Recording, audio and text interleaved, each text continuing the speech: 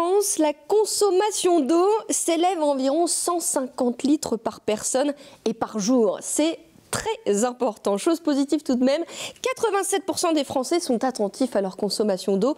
Et vous, après cette émission, vous le serez encore plus. Parce que nous allons parler de l'eau, cette ressource qui nous est chère et qu'il faut absolument préserver et éviter de gaspiller. Parlons-en avec mes invités. Thierry Vatin, directeur général de l'Agence de l'eau, Artois-Picardie, bonjour. Et Olivier Varenne, participant au défi famille d'Amiens. Alors Olivier Varenne, tout de suite, j'ai une première question pour vous. Est-ce que vous faites partie de ces Français, ils sont 69% en moyenne, qui pensent qu'ils vont manquer d'eau dans la région? Est-ce que vous êtes inquiet de ça?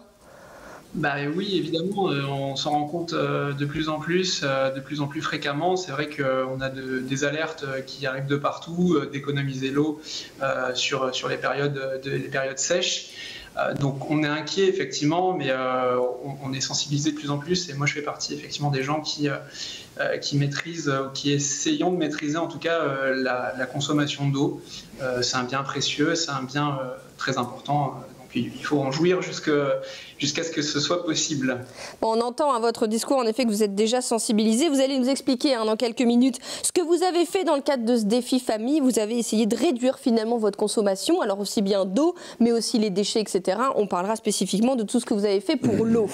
Je me tourne vers vous, Thierry Vatin, directeur général de l'Agence de l'eau Artois-Picardie. On peut rappeler un petit peu le contexte. Là, à l'heure actuelle, les nappes phréatiques, on est en avril, mai, elles sont vraiment très basses finalement. Oui, alors le contexte global, je crois que tous les citoyens le connaissent. On est sur une pente de changement climatique pour l'instant avec une trajectoire à plus 4 degrés en 2100. Donc ça veut dire qu'effectivement, on va avoir des baisses de niveau d'eau dans les nappes phréatiques. Et de fait, l'été 2022 a été un peu comme un électrochoc pour tout le monde, parce qu'on a eu à la fois on est parti de nappes phréatiques qui étaient basses déjà, et on a eu un été caniculaire comme on n'avait jamais vu depuis les années 40, 33 jours de vagues de chaleur, et surtout une sécheresse qui a touché le nord de façon assez contre-intuitive, mais qui a touché beaucoup le nord. Finalement, une sécheresse qui s'est prolongée à l'automne et à l'hiver. Bon, d'accord, il a plu au mois de mars, mais ce n'est pas suffisant pour recharger les nappes. Et nous allons démarrer l'été 2023 avec des nappes qui sont globalement au niveau national 3/4 en dessous des niveaux normaux et 1/4 vraiment très bas. Et c'est le cas dans le bassin Artois-Picardie. Donc vraiment une alerte forte. Et du coup, vous l'avez vu, le gouvernement qui a demandé à tous les préfets, et les préfets du Nord des Hauts-de-France l'ont fait, tous ont pris au mois d'avril un arrêté de vigilance, voire dans l'Oise un arrêté d'alerte ou d'alerte renforcée dans certains sous-bassins. Ça veut dire que du coup, on demande notamment aux industriels, aux entreprises, aux agriculteurs de déjà faire un premier effort, mais aussi aux citoyens, on en parlera dans un instant. C'est vrai que c'est tout le monde qui doit... C'est ça.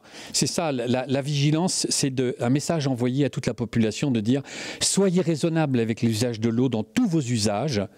Et quand on est sur de l'alerte ou de l'alerte renforcée, on en vient carrément à des interdictions d'arroser son jardin, de laver ses voitures. » On peut imaginer ça pour l'été 2023 là? Alors, c'est un scénario très probable parce que aujourd'hui, les Météo France nous dit que l'été 2023, on a 50% de chances d'avoir un été aussi chaud que 2022. Et d'ailleurs, regardez les informations qui nous arrivent de l'Espagne, qui sont très graves. C'est-à-dire qu'ils en sont au mois d'avril, j'ai écouté ça hier sur les chaînes nationales, avec des températures au mois d'avril à 40 degrés dans le centre de l'Espagne. Donc on a un risque non négligeable d'avoir un été 2023 plus dur que l'été 2022. On y revient dans un instant sur le plan eau, ces mesures qui justement sont là pour économiser et mieux utiliser l'eau. On y revient dans un instant. Avant cela, petit reportage. Il y a des choses qui se font et il y a encore des choses à faire évidemment. Et notamment dans le cadre des entreprises. Cap Semences et Cap Plan agit déjà pour l'eau. Elle récupère l'eau de pluie. Je vous propose de regarder ce reportage de Mathieu Guyot. À Séricourt, dans le Pas-de-Calais, l'entreprise Cap Semences et Plan a réalisé un pari sur l'avenir. En 2021, Elle a fait le choix d'investir dans une cuve de récupération d'eau de pluie grâce à sa toiture de 700 mètres carrés. Une installation qui a tout de suite porté ses fruits. On est aujourd'hui autosuffisant puisqu'on récolte 500 mètres cubes d'eau de pluie et on consomme sur le site 500 mètres cubes d'eau. Donc le principe, c'est une toiture de 700 mètres carrés. C'est une cuve de récupération d'eau de pluie et on a 2 systèmes de filtration. L'eau descend par les gouttières et on récupère l'eau dans cette cuve qui fait 120 mètres cubes. Donc les 500 mètres cubes d'eau, 120 mètres cubes, ça fait une réserve de 3 mois. Et ensuite cette cuve est reliée, donc on a fait des systèmes de canalisation, elle est reliée au bâtiment, là où on va utiliser l'eau. Et c'est dans ces grandes usines mobiles que l'eau est utilisée pour enrober les semences des agriculteurs. Cap Semences et Plants n'aura ainsi jamais de problème d'approvisionnement en cas de sécheresse. Un projet qui a vu le jour grâce au soutien de l'Agence de l'eau. C'est quelque chose qu'on peut faire soi-même, c'est pas très compliqué. Il y a un soutien de l'Agence de l'eau qui est quand même important, qui est parfois le déclic, même si financièrement ça ne couvre pas la totalité, mais qui est le déclic qui fait qu'on peut embarquer beaucoup de métiers dans ce registre-là. Et donc récupérer l'eau de pluie, ça fait partie pour moi des enjeux importants avec le réchauffement climatique. J'incite tous les entrepreneurs qui ont chez eux des surfaces bâties à récupérer l'eau de pluie, à stocker, à filtrer et à récupérer. Un engagement qui permet à Cap Semences et Plants de préparer l'avenir avec sérénité. Voilà pour cet exemple, récupération de pluie, une solution vertueuse. Une entreprise qui a reçu votre label. Vous avez un label qui s'appelle Agissons pour l'eau. Qu'est-ce que c'est que ce label ? Écoutez, on a engagé ça l'an dernier, d'ailleurs en partenariat avec La Voix du Nord, on en est très heureux. C'est d'arriver à récompenser tous les usagers de l'eau, que ce soit des citoyens, des associations, des entreprises, qui font un effort pour la qualité de l'eau ou pour ne pas gaspiller l'eau. Donc c'est un trophée qu'on a créé l'an dernier, qu'on a remis déjà à une dizaine de citoyens. Et ça peut être un citoyen de base qui, vous voyez, comme M. Varenne, chez lui, fait des efforts. On prime ce genre d'action. Vraiment, c'est important parce que c'est l'action collective qui nous permettra de gagner la bataille. On reviendra dans un instant sur les éco-gestes, les gestes que vous pouvez faire au quotidien. Vous allez voir, c'est vraiment très très simple. Avant cela, le plan eau. 53 mesures pour économiser et mieux utiliser l'eau d'ici à 2030. Qu'est-ce qu'on retient ? On ne va pas détailler les 53 mesures, mais quelles sont les grandes idées de ce plan ? Écoutez, il y a 4 grandes idées qui sont très simples. Le numéro 1, vraiment, c'est ce qu'il faut faire tout de suite, parce que c'est dans l'urgence, c'est la sobriété. Donc le gouvernement nous dit à toute la nation, comme il l'a fait sur l'énergie récemment, on vous demande de faire 10% d'économie d'eau à l'horizon 2030. Alors c'est ça qui est très, je dirais, très positif, c'est que c'est tout à fait atteignable. Donc on y reviendra tout à l'heure, mais sobriété, ne gaspillons pas, comme disait M. Varenne, un bien commun, universel, essentiel. Deuxième idée, il faut optimiser l'usage. Et ça, il y a plein d'idées là-dessus. Il y a par exemple les fuites d'eau dans les réseaux. On a encore 20% de fuites d'eau dans les réseaux. On doit faire des efforts pour réduire. Il y a la réutilisation des eaux usées ou non conventionnelles. Là encore, je pense que le gouvernement va faire des efforts pour que la réglementation nous permette d'aller plus loin. Et puis, il y a un sujet qui est super important pour notre bassin, c'est la recharge des nappes phréatiques. Tout ce qui va permettre de recharger les nappes souterraines, parce que c'est là notre capital majeur. Troisième axe, l'investissement sur la préservation des écosystèmes. La nature, c'est la nature qui fait le boulot pour nous, de garder l'eau, de capter l'eau dans des éponges, de la filtrer. Voilà. Donc on a un troisième axe sur préservation, restauration des écosystèmes et des milieux aquatiques, des captages également, des captages d'eau, parce qu'on s'est rendu compte l'été dernier que beaucoup étaient à la limite de la pollution. Enfin, le quatrième axe est très simple, c'est la gestion de crise. C'est ce que nos préfets ont fait là dès le mois d'avril, c'est anticiper, avertir la population par des arrêtés de vigilance. Voilà. Merci pour voilà, cette synthèse. Un exemple avant qu'on parle de ces actes que vous pouvez faire au quotidien, un exemple avec cette communauté urbaine de Dunkerque qui sensibilise les citoyens. Elle a d'ailleurs reçu votre label également. Boris Nicolas nous en dit plus, regardez. Sur les terres inondables du Dunkerquois, la question de l'eau est un défi majeur. Risque de submersion, préservation de la ressource en eau potable, assainissement des eaux usées. Autant d'axes de travail pour le comité de l'eau de la communauté urbaine de Dunkerque qui sensibilise régulièrement la population.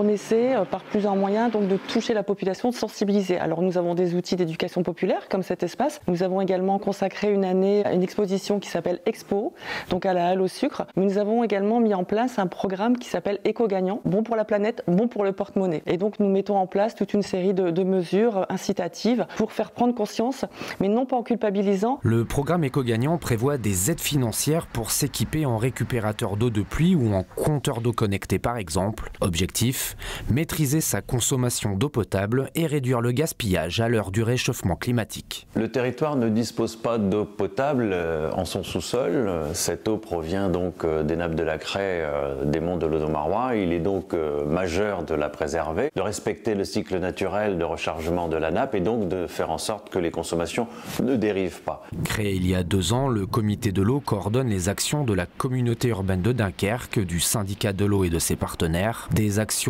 indispensable à la sécurité des habitants sur ce territoire gagné sur la mer. On a refait des digues, on a un système notamment à Dunkerque même de porte à la mer qui permet d'évacuer les eaux du polder, du canal exutoire en fonction de la marée. À marée basse, on ouvre les portes pour évacuer les eaux. Et puis un gros travail qui est fait aussi par l'Institution intercommunale des Watringues sur les pompes qui évacuent les eaux à la mer, sans lesquelles on aurait des inondations au niveau des terres. Le comité de l'eau pilote aussi l'assainissement des eaux usées.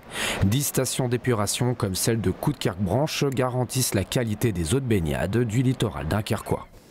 Des actes de sensibilisation qui se font à Dunkerque, qui se font aussi à Amiens. Olivier Varenne, on rappelle, vous avez participé au défi famille porté par la ville d'Amiens. L'objectif, réduire votre consommation de déchets, mais aussi d'eau, et c'est ce qui nous intéresse aujourd'hui. Est-ce que vous avez réussi déjà à réduire votre consommation d'eau ? Oui, tout à fait. Alors effectivement, les objectifs du défi de l'année dernière auquel on a participé, c'était de réduire de 10% la consommation d'eau, un petit peu comme les objectifs de 2030 pour l'ensemble de la population. Donc sur l'eau, c'est vrai que c'est un défi qu'on a réalisé, qu'on a réussi à faire, mais c'est compliqué. Bon, ça passe par des petits gestes. Des gestes du quotidien, effectivement. Nous, c'était compliqué pour nous parce qu'on les mettait déjà en pratique, en fait. C'est des gestes assez logiques. Voilà, quand vous brossez les dents, vous éteignez l'eau. Vous pouvez mettre des petits mousseurs, effectivement, sur les robinets pour diminuer le débit d'eau. Voilà, vous pouvez, si vous n'avez pas de système de double chasse, par exemple, mettre une bouteille d'eau à l'intérieur. Comme ça réduit votre réservoir d'eau. Il y a un tas de petites astuces comme ça et de petits gestes qu'on peut mettre au quotidien. Au final, nous, c'était un peu compliqué parce qu'on le faisait déjà, mais on a quand même réussi à réduire de 10% notre consommation d'eau annuelle. Quand même, bravo. En dehors de... Alors, je sais que vous continuez évidemment. Au-delà de ces petits gestes, vous avez aussi beaucoup appris sur l'eau. Vous avez découvert, rien que le cycle de l'eau, ce qu'expliquait tout à l'heure Thierry Vatin. Ça, c'est essentiel aussi pour le citoyen de bien comprendre comment ça fonctionne. C'est très important et ça fait partie effectivement des ateliers qui ont été mis en place par le défi Zéro Gaspi de la ville d'Amiens Métropole. Il y avait effectivement des ateliers de sensibilisation sur le cycle de l'eau, sur les nappes phréatiques, sur les systèmes de désalinisation, comment produire de l'eau potable, comment recycler l'eau. Donc ça, c'est très très intéressant effectivement et ça nous permet d'être énormément sensibilisés par le biais de ces ateliers parce que c'est des chiffres en fait qui sont incroyables en fait. C'est vrai que quand on se penche dessus, on se rend compte qu'on consomme de façon exponentielle l'eau, mais également des déchets de façon globale. Est-ce que vous avez réussi à embarquer d'autres gens avec vous ? Est-ce qu'ils vous comprennent et est-ce qu'ils le font aussi ou c'est plus difficile ? Alors ça, c'est vraiment aussi tout l'enjeu, c'est de convaincre les gens autour de nous. C'est comme ça que ça débute et c'est comme ça qu'on va y arriver, j'en suis sûr. Donc il faut en parler, tous les jours il faut en parler. Dans les actes du quotidien, il faut montrer qu'on est impliqué pour changer les choses. Et c'est petit à petit, effectivement, comme ça qu'on réussira à convaincre les gens. La première réaction des gens, en général, c'est pourquoi tu fais ça ? Tu n'y arriveras jamais. Et en fait, à partir du moment où on nous dit pourquoi tu fais ça, tu n'y arriveras jamais, c'est ce qui nous motive à aller un petit peu plus loin et à leur montrer qu'on peut y arriver, qu'on peut diminuer notre consommation d'eau, notre consommation de déchets, nos usages quotidiens. Parce que c'est vraiment ça le problème, c'est qu'il faut aujourd'hui changer nos usages quotidiens pour préserver la planète, ça c'est clair. Eh ben écoutez, bravo et continuez évidemment et entraînez encore le plus de monde possible. Thierry Vatin, je suis en face de ma télévision, j'entends tout ça. 2-3 choses simples parce qu'il est évidemment essentiel aujourd'hui que tout le monde fasse l'effort. Oui, écoutez, je crois qu'il a tout dit, il n'y a pas grand-chose à rajouter. Mais l'enjeu, vous venez de le dire, c'est que s'il n'y a que M. Varenne qui fait ça, ça ne sert à rien. Donc l'enjeu, c'est comment on fait pour que nos 5 millions d'habitants du bassin soient économes. Un geste simple, très facile, pour gagner 30 ou 40 litres, une douche de 3 ou 4 minutes au lieu de 10 minutes. Et on a gagné le pari. Parce que comme on consomme 150 litres d'eau, une douche de 3-4 minutes, on gagne 30 litres. Donc on a fait 20% d'économie. C'est très facile. Le seul truc, il faut que tout le monde le fasse. Tout le monde le fasse. 3-4 minutes, c'est pour vous là qui nous écoutez, c'est le temps d'une chanson. Donc vous pouvez même chanter sous la douche, vous voyez, et ça fera du bien évidemment à notre région. Un grand merci à tous les deux. Je vous donne rendez-vous sur le site agissonspourleau.fr pour retrouver toutes les informations et surtout tous les éco-gestes. Merci à tous et à très bientôt.